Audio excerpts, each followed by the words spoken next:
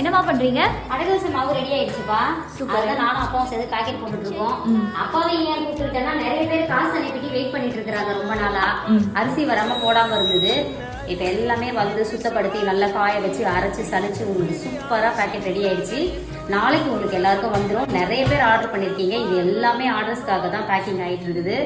கொஞ்சம் கடகடன்னு முடிக்கணும் தான் அப்பாவையும் கொஞ்சம் சீக்கிரம் வாங்க பேக்கெட் பண்ணி போட்டுருக்கலாம்னு சொல்லிட்டு கூப்பிட்டு இருக்கிறேன். அவரும் பாவம் வந்து பண்ணிட்டு இருக்கிறாரு.